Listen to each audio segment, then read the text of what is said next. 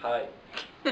So, what we're doing is we want to evaluate the limit as x approaches 1 of 2 minus x all to the power of 10 of pi x divided by 2.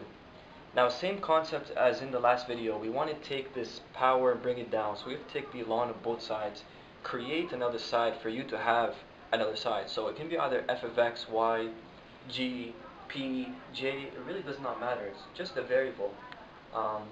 So in this case, I'll let it equal f of x. So, and you know what? I'll skip a couple steps since we're already familiar with the ln and bringing the power down.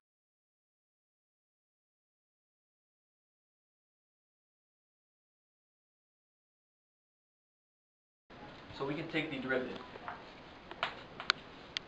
So the limit as x approaches 1 of 1 divided by 2 minus x times negative 1. I'll just rewrite it up here as negative 1, all divided by the derivative of cotangent is negative 1 divided by sine squared. I forget what it's called, but I know it looks like this.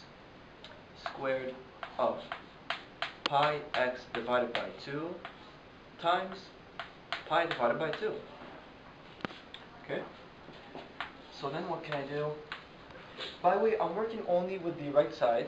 I've opted not to include this as I don't want to keep on writing it. So when you have an exam or test or whatever it is, you can write the right side is equal to this.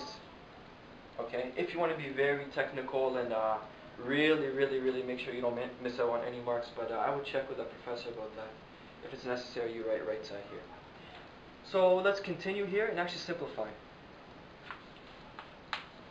The limit as x approaches 1 of negative 1 divided by 2 minus x divided by.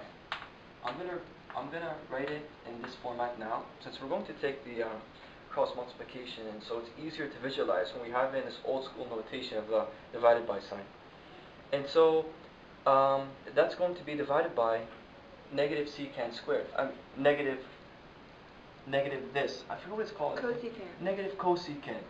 Negative cosecant is 1 divided by sine, so we can actually write that up here, of 1 divided by sine squared. 1 divided by sine squared of pi x divided by 2. And let's not forget our negative 1, since it's a negative. And we also have a pi divided by 2. Now, if we continue our computation here and just cross multiply, negative 1 divided by 2 minus x times sine squared of pi x divided by 2. And now we're flipping these terms. The 2 and the pi will actually switch places, as did the sine. Well, everything will switch places, in fact. 2 divided by pi. Let's not forget a negative, but since we have a negative and negative and we're multiplying, the negatives will get cancelled out.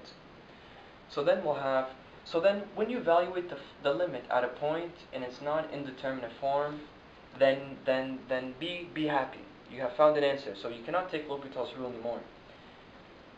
So well, if we evaluate it, do we get it in indeterminate form? 1 divided by 2 minus 1 will be 1.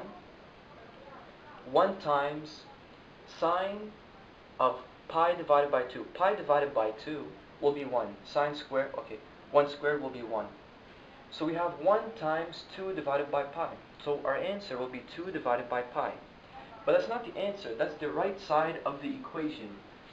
The left side, if you can recall, was the ln of f of x, which was equal to, as we just have solved, 2 divided by pi.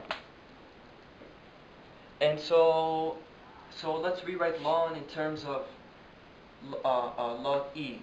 Log e of f of x is equal to 2 divided by pi.